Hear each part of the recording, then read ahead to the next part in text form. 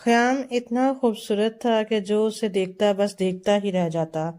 वो मुझसे उम्र में 5 बरस छोटा था, फिर भी मेरे दिल में बस गया था। जानती थी कि उम्रों के इस फर्क के सबब हमारी शादी नहीं हो सकती। खास तौर पर हमारी चच्ची इसे मानने वाली ना थी। खुदा की करनी कि चच्ची का इंतकाल हो गया। हालांकि उनकी सेहत अच्छी थी, मामूली सा बुखार हुआ और वो झटपट हो गई। उनके अचानक इंतकाल पर सभी अफसरदा थे। किसी को यकीन न आता था इतनी सेहतमंद औरत यूं पलक झपकते में दुनिया छोड़ जाएगी। चाचा का हमारे मकान से जुड़ा हुआ था। बीवी के वफात के बाद उनको संभालने वाला कोई ना रहा। ख्याम इन दिनों मैट्रिक में था, उसकी भी तालीम मुतासिर हुई। चचा रिटायर्ड टीचर थे, महज पेंशन से रूखी सूखी पे गुजारा था। उनकी इस्तात न थी कि मुलाजमा रखते, लिहाजा कभी मैं और कभी मेरी अम्मी जान उनके घर का काम कराते। मैं इनके मैले कपड़े भी उठा लाती और अपने घर में धोकर दे आती। खाना भी हम माँ बेटी को पकाना होता था। मैं ये सारे काम खुशी से करती कि मुझे चचा और ख्याम से प्यार था। अब्बा और चचा में भी बड़ी मोहब्बत थी। एक रोज दोनों ने मशवरा किया कि मेरी शादी ख्याम के साथ कर देनी चाहिए। अगरचे उम्रों में काफी फर्क था, लेकिन मेरी तो लॉटरी निकल आई। ख्याम की दुल्हन बनना मेरा बचपन से ख्वाब था और अब उसकी ताबीर सामने थी। अम्मी ने अब्बा जान को समझाया कि बहार बड़ी है जबकि ख्याम छोटा है। अभी ये फर्क मालूम न होगा, लेकिन आगे जाकर मसला बनेगा। औरत मर्द से जल्द बूढ़ी लगने लगती है। मेरे ख्याल में तो ये रिश्ता नामुनासिब है। ख्याम को भी शायद इस पर एतराज होगा। मैं ख्याम को जानता हूँ, वो एक फर्माबरदार लड़का है। उसको अपने वालिद के फैसले पर हरगिज एतराज ना होगा। 5 साल का फर्क कोई बड़ा फर्क नहीं है। ख्याम हमारा खून है, उससे बेवफाई का अंदेशा अबस है। वो शरीफों की औलाद है। हमारी लड़की से शादी हुई तो आखिरी दम तक इस रिश्ते को निभाएगा। तुम फिक्र मत करो। वालदा का क्या बस चलता, ये मर्दों के फैसले थे। वो बेचारी चुप साध गई, मगर मैं बहुत खुश थी। ख्याम के बारे में नहीं मालूम वो खुश था या अफसरदा। उसने अपने वालिद के फैसले पर एतराज नहीं किया। हालांकि मैं सिर्फ उससे उम्र में बड़ी थी, बल्कि आम सी शक्ल सूरत की थी और सिर्फ मिडिल पास थी। 8वीं के बाद अम्मी ने मुझे सिलाई सेंटर में दाखिला दिया, जहां मैंने 2 साल का डिप्लोमा किया था। मंगनी के वक्त जब अब्बा और चचा ने ख्याम से पूछा कि बेटे तुमको इस रिश्ते पर कोई एतराज तो नहीं, उसने जवाब दिया, मुझे आपके किसी फैसले पर एतराज नहीं, मैं मंगनी पर राजी हूँ, लेकिन शादी अभी नहीं करना चाहता। पहले तालीम मुकम्मल कर लूं फिर शादी हो। चचा ने कहा, नहीं, तुम पहले शादी कर लो, क्योंकि घर को संभालने वाले की अशद जरूरत है। बाद में पढ़ते रहना। तुम्हारी पढ़ाई पर तो कोई बंदिश नहीं है, मगर मेरे माली हालात अब इस बात का तकाजा करने लगे हैं कि तुम कोई मुलाजमत कर लो, ताकि शादी के बाद अखराजात बखूबी पूरे कर सको। इस पर मेरे वालिद ने कहा कि ख़याम से ही कहता है, शादी के बाद अगर बाल बच्चों की जिम्मेदारियां आ पड़े तो ये पढ़ाई ना कर सकेगा। बेहतर है कि पहले पढ़ाई मुकम्मल कर ले। रही आपके घर संभालने की जिम्मेदारी, वो मेरी बीवी और बेटी अब भी संभाल रही हैं, आगे भी संभाल लेंगी। भाई साहब, मैं कॉलेज के अखराजात बर्दाश्त नहीं कर सकता। आप देख रहे हैं मेरी आमदनी का जरिया बस सिर्फ मेरी पेंशन है, जो एक कलील सी रकम है। इसमें अब भी मुश्किल गुजारा हो रहा है। तालीमी अखराजात कैसे पूरे होंगे जबकि कॉलेज भी करीब नहीं है। ये अखराजात मैं पूरे करूंगा, तुम इसकी फिक्र मत करो। ख्याम को पढ़ने का शौक है तो अच्छी बात है। मैट्रिक पास को मुलाजमत भी मिली भी तो कितनी तनख्वाह पर मिलेगी? ये कभी तरक्की ना कर सकेगा। इसे कम अज कम ग्रेजुएशन कर लेने दो। गर्ज वालिद ने चचा को कायल करके ख्याम के तालीमी अखराजात का जिम्मा खुद उठा लिया। अम्मी अलबत्ता कुछ परेशान नजर आईं, क्योंकि वालिद मामूली तनख्वाहदार थे और एक प्राइवेट कंपनी में मुलाजमत थी। वालिद की तनख्वाह में हमारी गुजर बसर मुश्किल से होती थी। अब्बा ने ना सिर्फ भतीजे के तालीमी अखराजात का जिम्मा उठा लिया, बल्कि मुझे भी दोबारा स्कूल में दाखिल करा दिया ताकि मैट्रिक कर सकूं। वालिद अब कंपनी में ओवर टाइम लगाते। उन्होंने ख्याम को नजदीकी शहर के कॉलेज में दाखिला करा दिया। बिलाशबा उसे हकीकी मानों में पढ़ने का शौक था और वो हर इम्तहान में अच्छे नंबर लाता था। एफएससी में तो उसने कमाल ही कर दिया, अपनी क्लास में टॉप किया। अब उसके दिल में डॉक्टर बनने का शौक जागा। इस आरजू का इजहार उसने अब्बा जान से किया तो वालिद साहब ने उसका साथ देने की हामी भर ली। उसे मेडिकल कॉलेज में दाखिला दिलवाया। والد صاحب نے ایک پلاٹ خریدا تھا کہ کبھی اس پر بڑا سا گھر بنوائیں گے۔ اس وقت یہ پلاٹ ویران جگہ تھا، بعد میں آبادی ہو گئی۔ آبادی بڑھی تو پلاٹ کی قیمت بھی بڑھ گئی۔ ابا جان نے اسے بیچ دیا۔ ایک کنال کے پلاٹ کی بہت اچھی قیمت مل گئی۔ یہ روپیہ انہوں نے آدھا اپنے نام آدھا خیام کے نام بینک میں ڈال دیا تاکہ اس کے تعلیمی اخراجات میں رکاوٹ نہ آئے۔ ہر ماہ وہ باقاعدگی سے فیس بھی ادا کرتا رہے اور دوسرے تعلیمی اخراجات بھی پورے ہوتے رہے۔ میں بھی ہر ممکن کوشش کرتی تھی کہ کچھ پیسے جوڑوں۔ جہاں سے سلائی کا ڈپلومہ لیا وہاں انہی دنوں ایک ٹیچر کی شادی ہوئی۔ اس نے اسکول چھوڑ دیا۔ اس نے مجھے بتایا کہ سلائی سینٹر میں جگہ خالی ہے اور ٹیچر کی ضرورت ہے، تم قسمت آزمائی کرو۔ میں سینٹر گئی۔ ہیڈ مسٹرس اور تمام اسٹاف مجھے جانتا تھا۔ ان کو علم تھا کہ میں کتنی اچھی سلائی کڑھائی کرتی ہوں۔ انہوں نے تبھی فوراً جواب دے دی۔ اس طرح میری تنخواہ سے گھر کی آمدنی میں اضافہ ہوا تو خیام کے لیے میں کچھ رقم جوڑ پاتی تھی۔ میں نے خیام کی خاطر نوکری کر لی تاکہ اسے کسی طرح کی بھی مالی تنگی محسوس نہ ہو۔ میڈیکل کی تعلیم کے اخراجات کافی زیادہ تھے، پھر وہ اچھے لباس میں جاتا تاکہ اس کی پوزیشن بنی رہے، کوئی اسے غریب نہ سمجھے۔ یوں ہم سب گھر والوں نے اپنا پیٹ کاٹ کر اور پائی پائی جوڑ کر اس کی تعلیم کا خرچہ نکالا۔ خیام اب اور زیادہ خوبصورت ہو گیا تھا، لیکن اسے اپنی خوبصورتی کا احساس نہ تھا۔ وہ تو بس پڑھائی میں مگن رہتا، جبکہ مجھے اپنی دبتی صورت کا احساس تھا۔ سوچتی تھی کیا خبر کبھی اس بات پر میرا منگیتر مجھ سے دور ہو جائے۔ میڈیکل کالج میں تو اس کے ساتھ بہت خوبصورت لڑکیاں پڑھتی تھی اور امیر گھروں سے بھی تھیں۔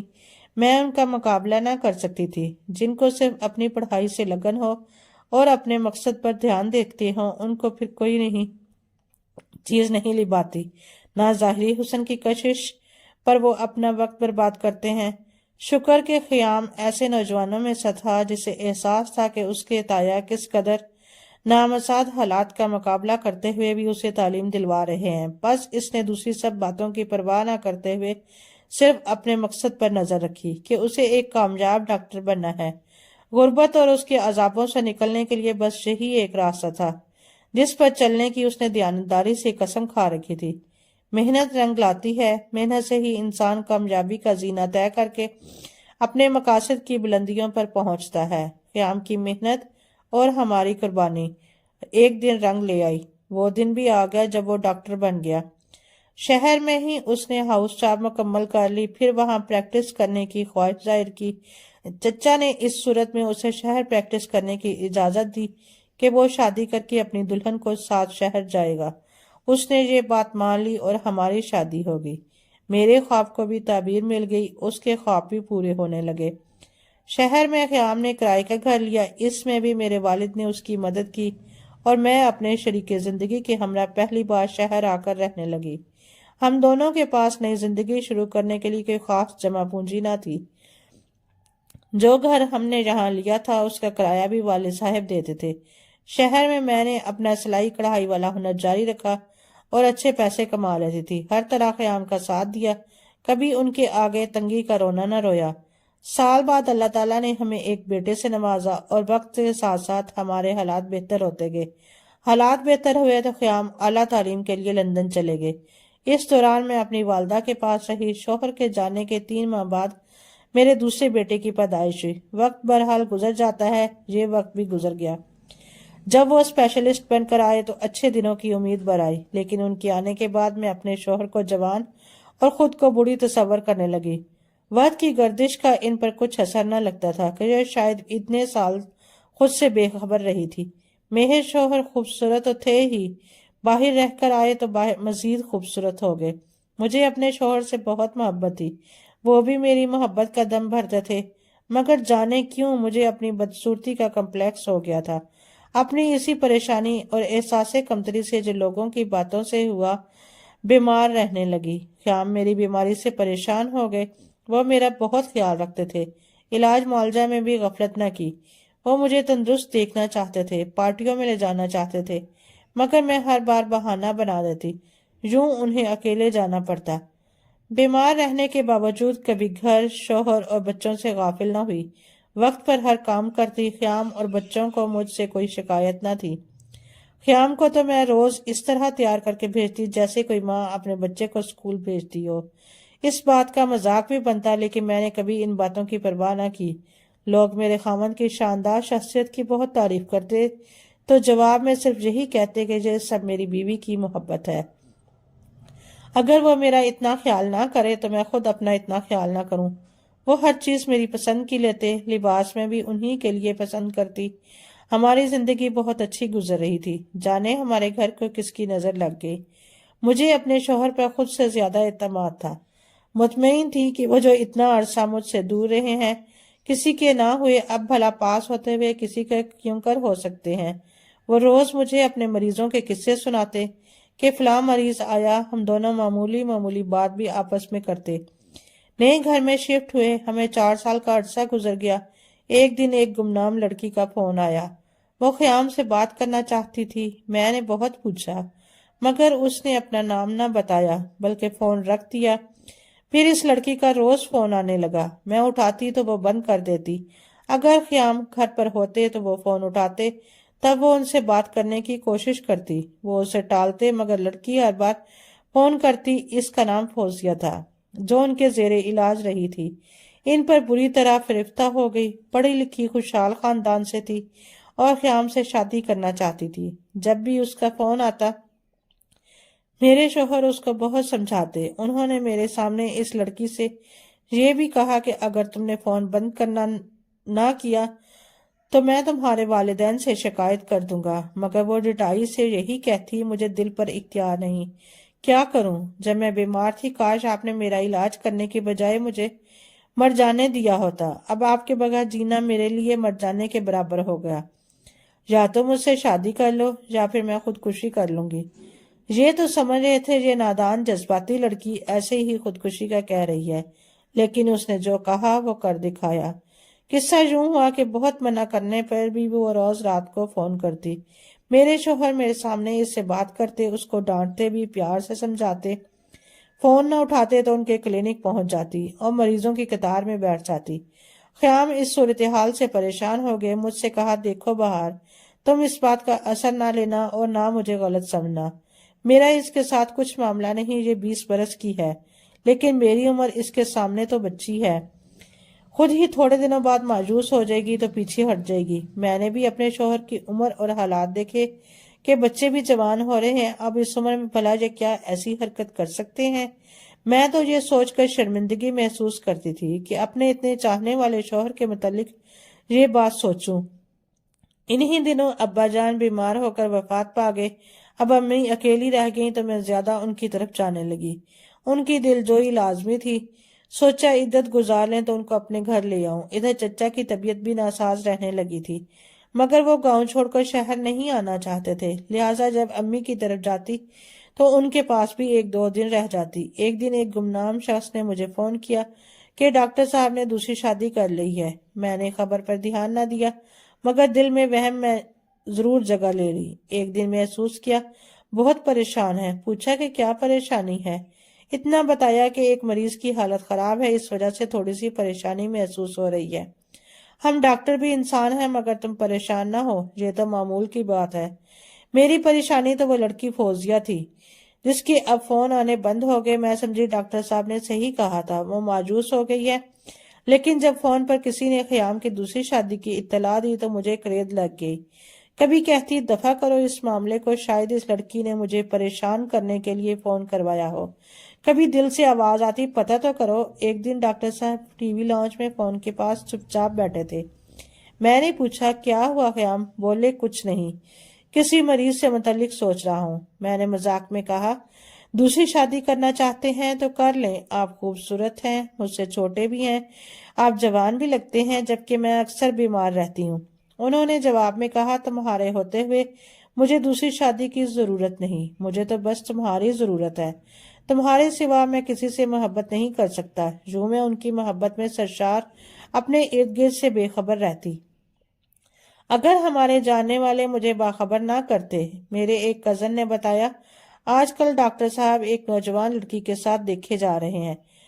سمجھ گئی ہو نہ ہو یہ وہی فون والی فوزیہ ہی ہے، شاید اس نے میرے سرتاج کو رام کر لیا۔ میں نے اپنے شوہر سے بات کی تو انہوں نے پھر مجھے وہی جھوٹی تسلی دی کہ تمہیں کوئی بہکا رہا ہے۔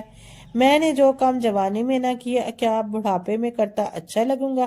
اس تسلی سے ڈھارس ملی۔ مجھے اپنے بچوں کے لیے باپ کی شفقت اور سایہ چاہیے تھا۔ اپنے شوہر پر اعتماد کیا اور اس بات کو بھولنے کی کوشش کرنے لگی، مگر تقدیر کو شاید کچھ اور ہی منظور تھا۔ ایک دن فون آیا۔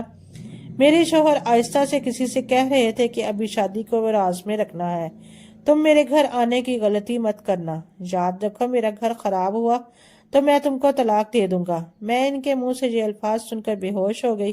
اتنا صدمہ ہوا جیسے میں مر ہی گئی ہوں۔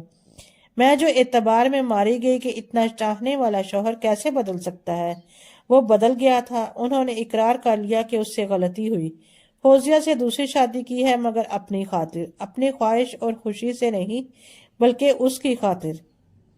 بتایا کہ میں نے اس کو بے رخی سے ٹکرایا تو وہ اس جنونی لڑکی نے زہریلی گولیاں کھا کر جان دینے کی کوشش کی۔ اسے میرے ہی کلینک لایا گیا کیونکہ اس کے گھر سے یہی کلینک قریب تھا۔ اس کی حالت غیر تھی اور بچنے کی کوئی امید نہ تھی۔ میں ہی اسے اسپتال لے گیا۔ ابتدائی طبی امداد دینے کے بعد بھی اس کی حالت نہ سنبھلی۔ وہ جان کنی کی کیفیت سے گزر رہی تھی۔ اس وقت میرے دل پر ایسا اثر ہوا کہ اللہ سے دعا کی اس کی زندگی بچا لے تو میں اس لڑکی سے خوشی کے لیے اس سے نکاح کر لوں گا۔ دعا قبول ہو گئی اور میری مریضہ کی جان بچ گئی، لیکن اللہ سے کیا وعدہ تو مجھے نبھانا ہی تھا۔ مجھے ڈر تھا اگر اب بھی میں نے اس کا ہاتھ نہ تھاما تو یہ دوبارہ خودکشی کی طرف نہ چلی جائے۔ وہ بے حد ڈپریشن میں تھی، لہٰذا میں نے مجبوراً فوزیہ سے نکاح کیا، اس شرط پر کہ وہ کبھی تمہارے سامنے نہ آئے گی، نہ تمہارے گھر میں قدم رکھے گی اور نہ اس شادی کو افشا کرے گی۔ یہ کہتے ہوئے وہ رو رہے تھے اور ہاتھ جوڑ کر مجھ سے اپنی خطا کی معافی بھی مانگ رہے تھے۔ میرا دل عورت کا دل تھا جو ان سے بچپن سے والہانہ محبت کرتا آیا تھا۔ آج کیسے میں ان سے منہ موڑ سکتی تھی؟ میں نے سوچا اگر یہ غلطی بھی ہے تو انہوں نے کسی کمزور لمحے کی وجہ سے کی ہے۔ ان کا دل نرم پڑ گیا ہوگا اور فوزیہ کی تکلیف دیکھی نہ گئی ہوگی۔ مجھے اپنے شوہر سے پہلے بھی پیار تھا، آج بھی پیار تھا۔ میں اپنے سامنے ان کی گردن کو جھکا ہوا نہ دیکھ سکتی تھی۔ ان کو اجازت دے دی کہ چاہیں تو بے شک اپنی دوسری بیوی کے پاس جا کر رہیں، مگر فوزیہ کا میرے گھر سے، مجھ سے یا میرے بچوں سے کوئی تعلق نہ ہوگا۔ ان کو یہ بات منظور نہ تھی، وہ تو ایک دن بھی اپنے بچوں سے دور نہ رہ سکتے تھے، حتیٰ کہ ایک رات بھی باہر نہ گزاری۔ ان کے معمول میں ذرا برابر بھی فرق نہ پڑا تھا۔ مجھے شک ہوتا، شوہر کے اس اقرار بے وفائی سے میری طبیعت مزید خراب رہنے لگی۔ ان کی دوسری بیوی کو بھی میری طبیعت کی خرابی کا علم تھا۔ ایک دن اس نے مجھے فون کیا اور کہا کہ آپ مجھے معاف کر دیں، آپ بیمار رہتی ہیں، میں آپ کی خدمت کروں گی، مجھے گھر آنے دیں، میں اپنا حق لینا چاہتی ہوں کہ میں بھی خیام کی منقوہ ہوں، آخر کب تک اس راز کو چھپاؤں گی اور دنیا سے چھپ چھپ کر اس دواجی زندگی گزاروں گی۔ خیام صاحب آپ کی خاطر اس کو راز رکھنا چاہتے ہیں، حالانکہ راز تو کھل چکا ہے۔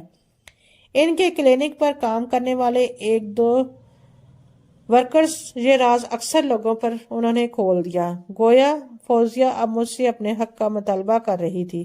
اس نے ہر طرف اپنی شادی کا چرچا بھی کر دیا۔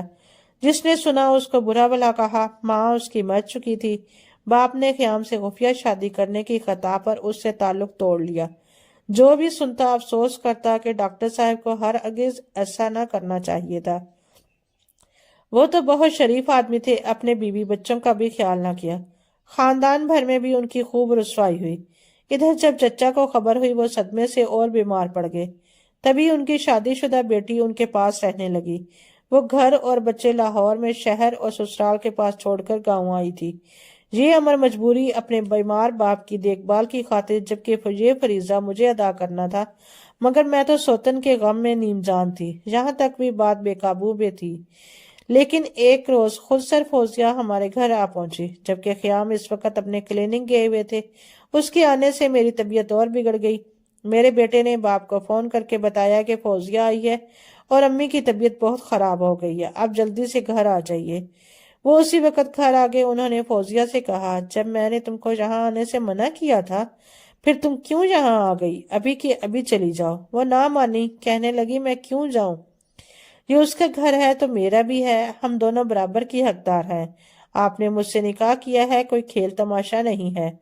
جب خیام کو اس پر غصہ کرتے دیکھا تو میں نے کہا، خیام تمہارا غصہ بیجا ہے، تم اس لڑکی سے نکاح کر چکے ہو تو اب یہ تمہاری بیوی ہے، یہ ٹھیک کہہ رہی ہے، شادی کو خفیہ نہیں رکھا جاتا، اس گھر پر اس کا بھی حق ہے۔ وہ بولے اس نے وعدہ خلافی کی ہے، میں اس کو ہرگز نہیں رکھوں گا۔ اپنے گھر سے تو کیا اپنی زندگی سے ہی نکال دیتا ہوں۔ یہ قابل اعتبار نہیں ہے۔ اس نے مجھ سے جن شرائط پر شادی کی، جو وعدے کیے وفا نہیں کر سکی۔ میں نے اس لیے اس سے نکاح کیا، اس کی خاطر قربانی دی، یہ میرے بچوں کا سکون برباد کرنے چلی ہے۔ یہ میرے لیے رسوائی کا باعث بن گئی۔ میرے سب جاننے والوں کو فون کروا دیے کہ میں نے اس سے نکاح کیا، حتیٰ کہ ابا جان کو بھی، جو پہلے سے بیمار تھے اب اور زیادہ بیمار پڑ گئے۔ میں شرم سے ان کا سامنا نہیں کر پڑا۔ وہ غصے میں بولے جا رہے تھے، میں نے کسی طرح ان کو سمجھا بجھا کر روکا، ورنہ وہ فوزیہ کو دھکے دے کے گھر سے نکالنے پر آمادہ تھے۔ بہرحال شام تک وہ ہمارے ٹی وی لاؤنج میں بیٹھی روتی رہی، اور خیام صاحب کلینک چلے گئے، وہ اس رات گھر نہیں آئے۔ تب صبح کو وہ خود ہی ہمارے گھر سے چلی گئی۔ کچھ دنوں بعد مجھے کسی نے بتایا دونوں میں طلاق ہو گئی ہے۔ کس طرح ہوئی یہ مجھے آج تک معلوم نہ ہو سکا۔ خیام نے اسے طلاق دی یا اس نے خود لے لی، لیکن میرے شوہر کا کہنا تھا کہ میں نے طلاق نہیں دی، اس نے خود لی ہے۔ اس نے تمہارے ساتھ رہنے کی ضد کی اور میرے نہ ماننے پر طلاق مانگ لی۔ یوں یہ قصہ تمام ہوا۔